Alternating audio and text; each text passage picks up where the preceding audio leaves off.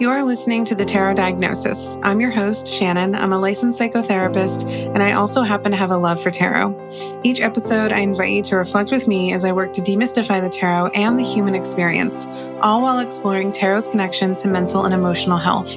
While this podcast may feel therapeutic, it is not meant to take the place of psychotherapy. So grab your cards and join me as I work to create a pathway to better understand ourselves and those around us. We're getting a bit nerdy on the podcast today because we're going to be talking about themes of developmental psychology and tarot as a transitional object, and more broadly, transitional phenomena and transitional space. These are all concepts from psychoanalyst Donald Winnicott that explain how we use certain objects or experiences to bridge what's happening inside of us with what's happening outside of us. And of course, tarot can work in the same way. Tarot becomes a bridge between our inner world and our outer world, bridging our thoughts and feelings with external patterns and symbols and ways we make meaning with the world. I'm particularly excited about this podcast today because it was inspired by a very good friend of mine who is brilliant and whose views on tarot are always so refreshing and enlightening. So many thanks and love to my friend Rob for introducing me to the concept of tarot as a transitional object, which of course inspired today's episode, as well as a recent workshop I hosted inside the symposium. So let's get into it.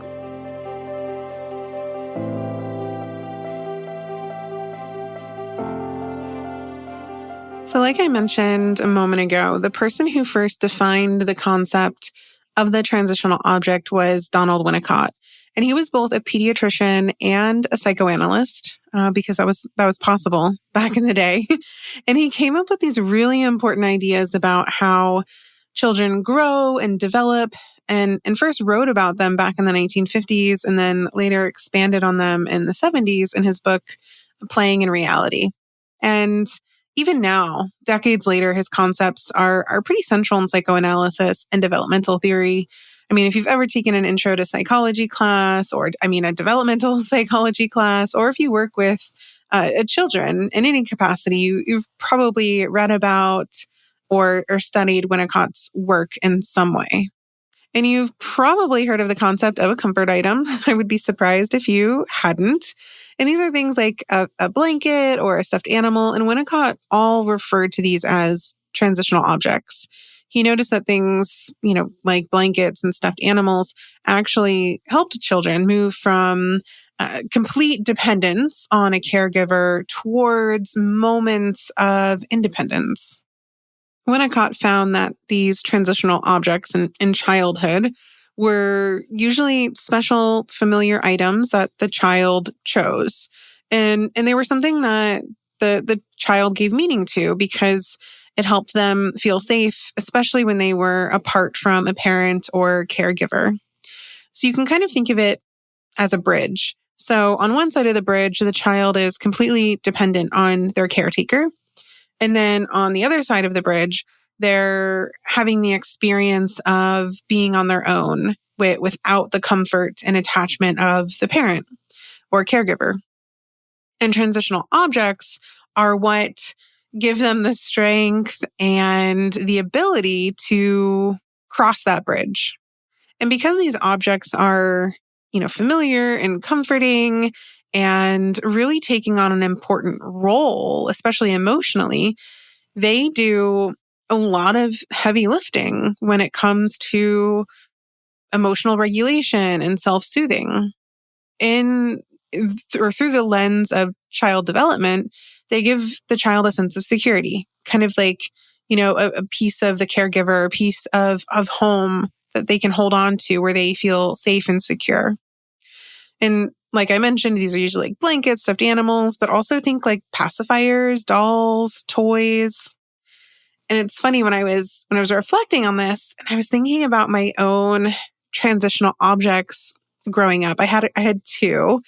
One that is kind of like outside the norm, because I definitely had a blanket. I feel like most children do growing up. And it's not uncommon to name these transitional objects. Like for me, my blanket, I called it my night-night. because I couldn't fall asleep without it.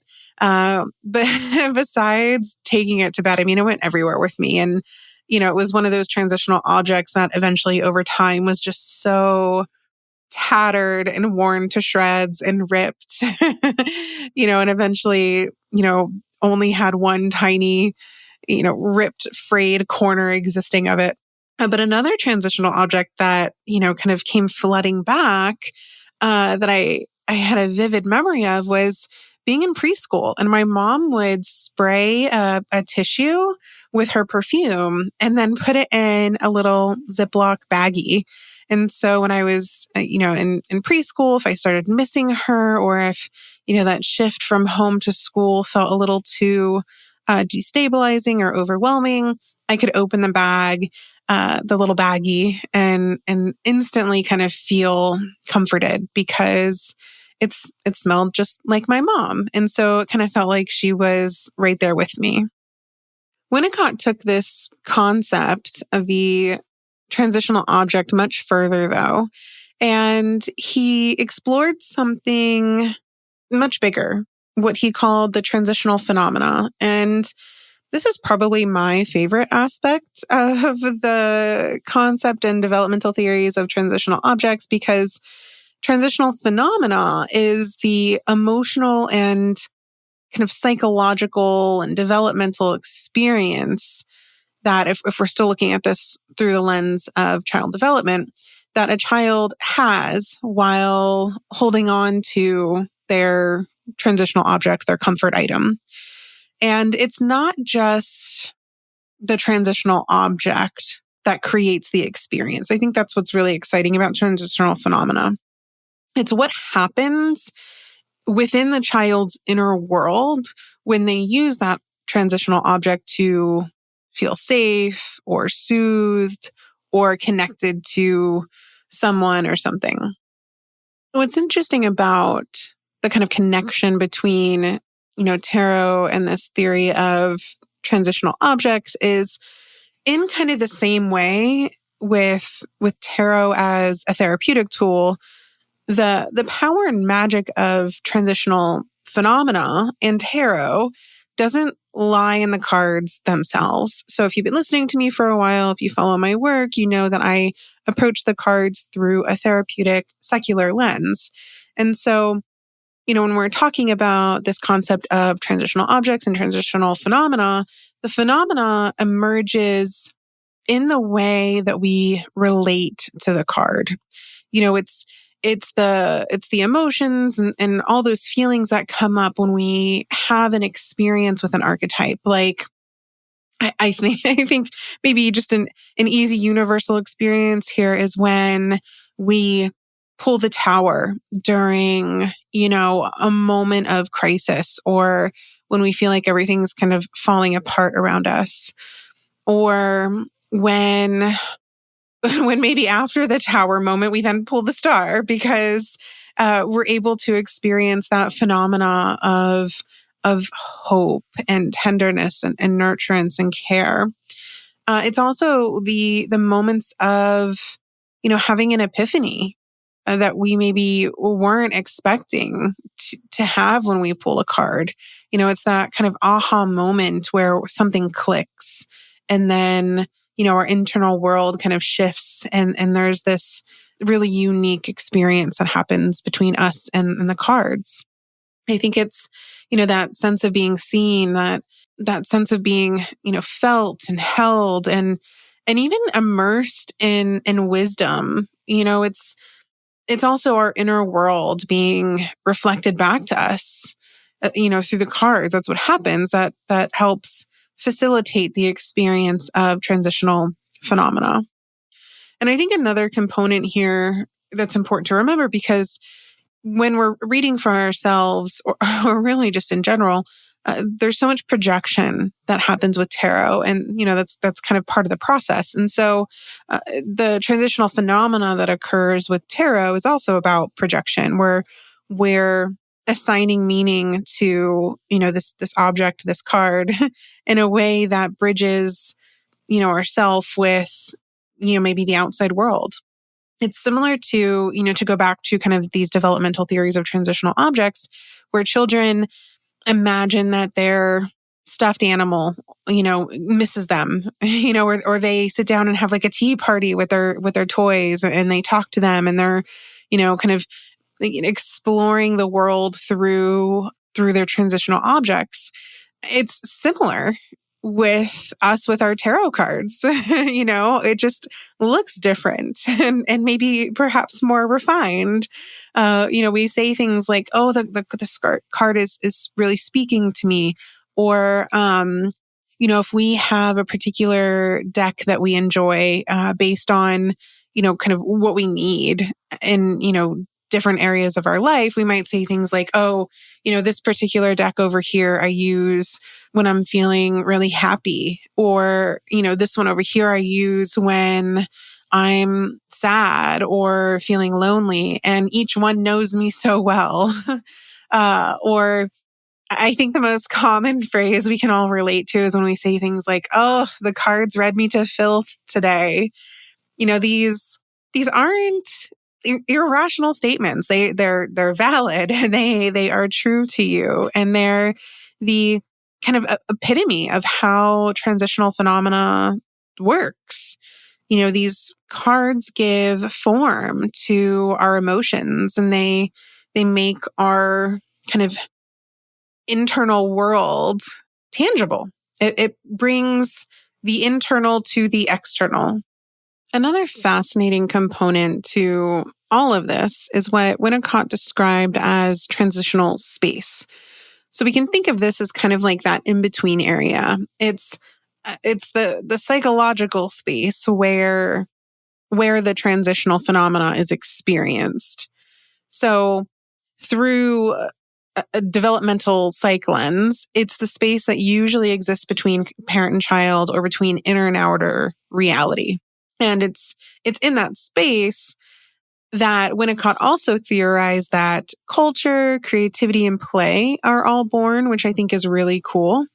And it's where the child's imagination starts to meet the outside world, and where their relationship to reality can start to take shape. And this idea of transitional space, just like transitional objects and transitional phenomena, does not disappear once we become an adult. It's still that in-between place where imagination and reality meet. It's this, super personal, intimate space where our creativity and our healing and our meaning making all kind of live. And especially when we step into a space of pulling cards. When I was reflecting on these concepts and how transitional objects evolve with us into adulthood, along with transitional space and transitional phenomena, I ended up coming across an article that was published probably about 10 years ago, where a psychologist, Mark Brenner, called transitional objects in adulthood sacred keepsakes, which I thought was such an accurate representation of how transitional objects evolve with us, especially as we move into adulthood. Our keepsakes might look a little different, than a child's blanket or teddy bear, but they serve the same purpose. And beyond tarot, these sacred keepsakes could also be these childhood toys. It could be a stuffed animal that you have still held on to, and in times of, deep nostalgia or emotional need, you still gravitate towards. It could be a photo, a really important piece of jewelry, a family heirloom, even a song. I think songs are big transitional objects, especially when we think about how this concept evolves with us, over time. We could have a song that represents, different parts of our life, different decades that we tend to seek out based on how we're feeling or what we're going through. Also clothing. But I think maybe more universally right now, all of us, I think, use our cell phones as probably the most prominent transitional object. And what's interesting, especially when we think about the use of our cell phones as a transitional object, When we lose these items, or when we forget them somewhere, or we just don't have access to them, it leaves us feeling pretty unsettled. In the same way that we would feel upset or unsettled in childhood if we couldn't find our blanket or our stuffed animal. Although hopefully now, as adults, our ability to regulate our emotional response is a little bit different than when we were children. But I think it's that kind of universal unsettled feeling that happens across the lifespan, when we don't have access to that transitional object, that really does show how deeply these items function as anchors for our emotional stability and our need to have a sense of calm and comfort and security. And I would take a guess that if you're listening to this podcast right now, tarot is probably one of your own adult transitional objects. That item that helps you feel a sense of calm, helps you regulate your nervous system, because it becomes this bridge between what's going on inside of you and what's happening outside of you. When we work with tarot, the cards are essentially holding in our mirrors of our internal world, our inner thoughts and our feelings, things that we are conscious of and not conscious of. And yet at the same time, they also reflect the symbols and the archetypes and the patterns of our external world. And it's universal in that, anybody could pick up a deck of tarot cards and be able to relate to them in some way. So they're both deeply personal to us and yet totally separate from us at the same time. And actually that is a whole other concept that Winnicott talked about in terms of transitional objects. This idea of being both personal and separate is what he referred to as me, not me, which I feel like is so tarot coded, because like I said, anyone can pick up these cards and see themselves in the cards, and yet they are not the cards. Just like, we can have a very personal relationship to the cards, and someone else can take those same exact cards, that same deck you were just using, and have their own very unique personal experience with them. And so, that's a perfect example and shows how the cards kind of naturally create that in-between space, that transitional space I was talking about earlier. They give us room to, explore difficult stuff. They allow us to process emotions that maybe we didn't know how to, or maybe even provide the language to process and explore feelings or experiences that we didn't have the words for prior. And I think the cards also help us slowly make sense of, how we exist in the world, how we exist in relationships, as well as better understand the realities that we're facing. I think another kind of important note too, especially for a lot of the folks that tend to use tarot or engage with this content, you can even think of the transitional space as being where you conduct ritual. I talked about witchcraft as psychodrama a while back on the podcast. Like, this transitional witchcraft is absolutely an example of transitional space. We're doing kind of meaning making, and tarot lives in that space naturally. And these practices all give form to what's happening inside of us. Well, hopefully also keeping us connected to reality and the outside world. So I was thinking about kind of concrete ways that tarot functions as a transitional object, and I came up with a list, and I just kind of want to go through the list real quick. And as I'm sharing this list, I encourage you to make your own. I want you to think about, as you're listening and just engaging with the cards, and just how you engage with them personally, how they show up for you as a transitional object. So the first thing that came to my mind when I was thinking about how tarot functions as a transitional object was a year ahead card. Because this card bridges 1 year to the next. Think about, when we do the numerology, like we're in a hermit year this year, we're about to be in a Wheel of Fortune year next, how we kind of sit with and embrace and engage with that archetype to help us kind of cope with, what might be in store. Also birth cards, helping us navigate, solar return. If you are someone who pulls a weekly card to help kind of just orient or your energy, your focus. I personally do this each week, and then I turn the card into an affirmation, and then I create a sigil out of that affirmation. So that's kind of like a pretty clear, straightforward example of the transitional object, the transitional space, and then the transitional phenomena, all in kind of like one succinct experience. But the cards can also anchor you through major life changes. They can guide you through grief and loss. They're transitional objects if you use them to open or close a ritual or a therapy session for journaling. If you are someone who carries a card with you in your bag, or even if you have like an image of a card as your background screen on your phone, that would absolutely count as a transitional object. Also, just like the tactile experience of shuffling, even if you're not pulling a card and you're needing to kind of fidget with something. These are all ways that tarot functions as a transitional object. So I mentioned at the beginning of this episode that this topic was, also inspired a workshop that I recently did inside the symposium. And part of that workshop was multiple exercises and spreads related to this. And so I thought, you know what, I'm going to also bring that to this episode. We're not going to go through all of them. If you're interested in that, you can join the community.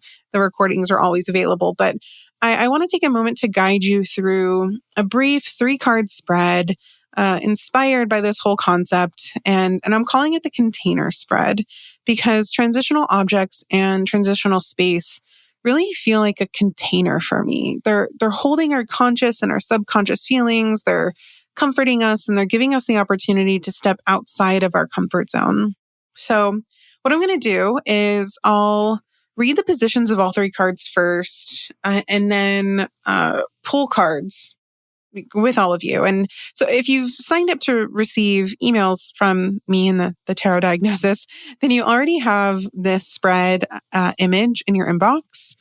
So grab that. Also, side note about emails. If you do receive my emails, but don't open them often, then they'll probably end up in your spam folders. I've had a few people reach out to me and say, I don't see your emails anymore. Are you still sending newsletters? Yes, I am. But you have to open them. Otherwise, your email provider or my email provider thinks you don't want them. So every once in a while, just open an email from me so you don't miss when I share spreads like this with my episode announcements. Okay, so I'm going to pull and read this as a collective reading. So for all of you listening right now, it'll just kind of be, just a general kind of collective reading for this. So I'm just going to read the positions of the cards and then I'll reread the position of the cards as I pull them. So card 1 is, what feels too heavy right now that needs to be held or contained? Card 2 is the representation of the transitional object, or in this case, a transitional archetype because it's a tarot card. And that's going to act as the container that's holding what we pull in card 1, what's too heavy. And we're just going to reflect on what it would look like to allow that archetype to be a container. And then card 3 is going to be more action oriented. So what can we do while this feeling or experience is being held or contained? Okay, so I actually reached for my Pagan Otherworlds deck today. I've been thinking about it quite a bit recently. I can't even remember the last time I pulled from it. It's been a while, but it sits on my desk. So I see it pretty regularly. But yeah, it was calling out to me today. So that's what we're using. I feel like I get a lot of depth when I use this deck. I feel like if I want to get really deep in my head and kind of feel a connection to something outside of me too. This is the deck I gravitate towards. So, all right, card 1. What feels too heavy right now that needs to be held or contained?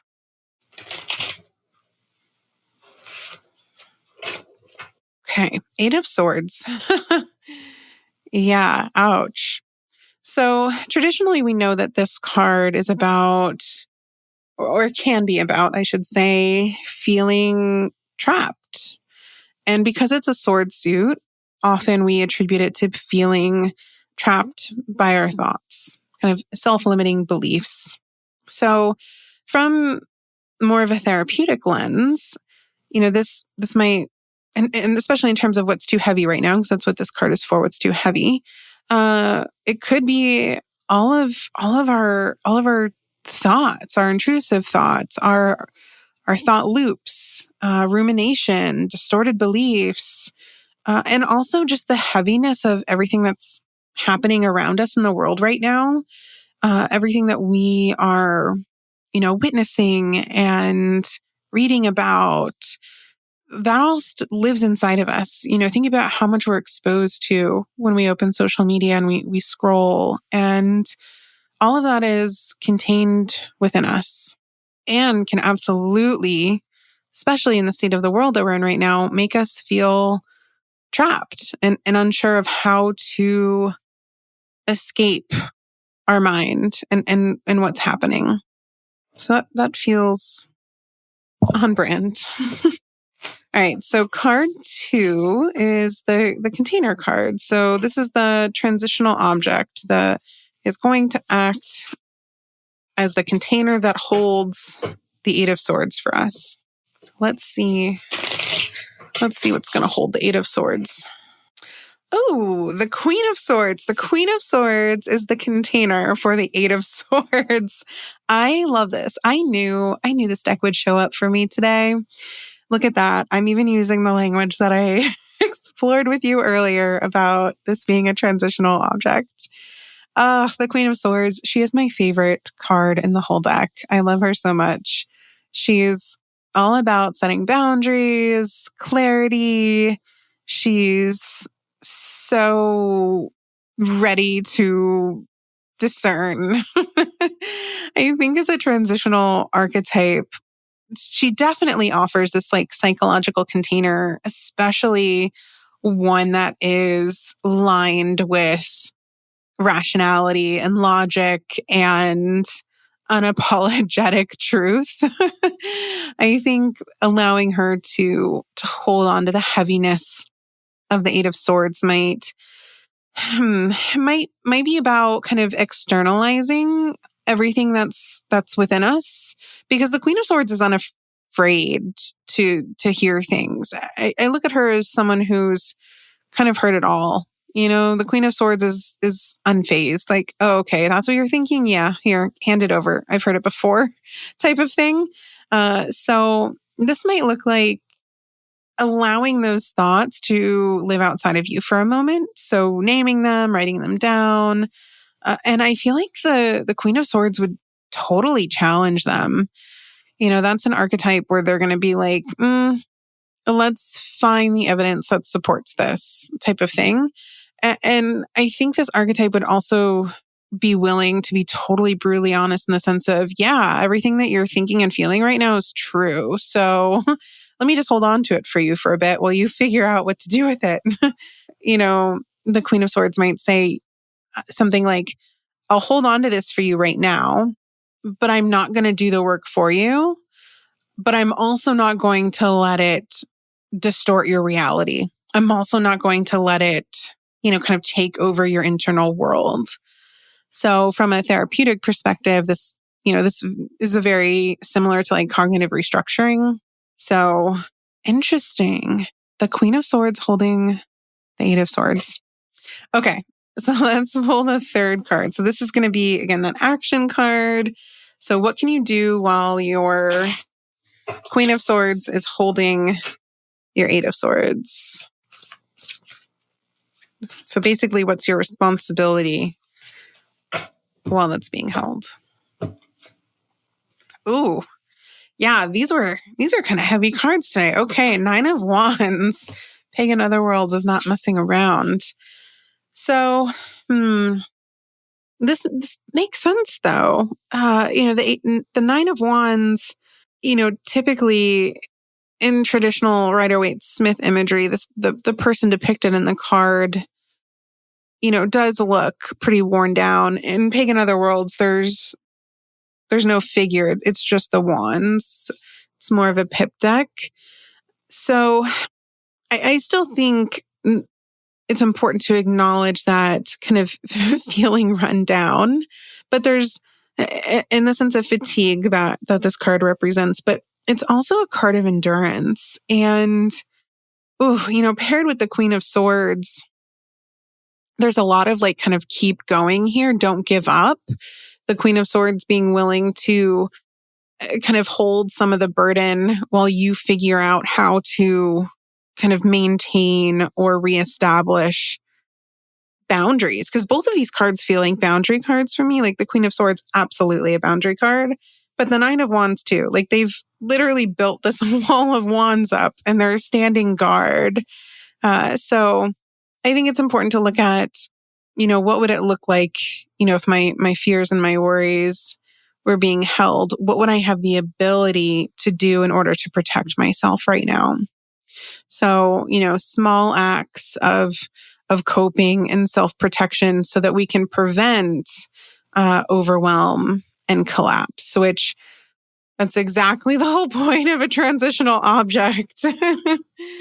Oh, wow. So the cards showed up for us today. It seems like, well, I hope that you all enjoyed this developmental psych / tarot intersection episode.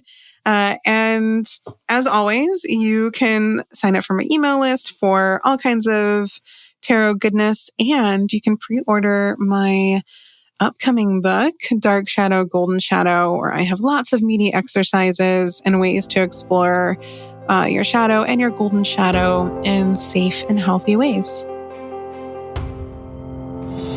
Thank you so much for listening to The Tarot Diagnosis. For more tarot and mental health content, follow The Tarot Diagnosis on Instagram. You can also subscribe to the podcast so you never miss an episode, and sign up to receive the Tarot Diagnosis emails, where you'll have access to exclusive spreads and exciting announcements. To join an incredible community of tarot and psychology enthusiasts, join the Tarot Diagnosis membership community, The Symposium, by visiting thetarotdiagnosis.com.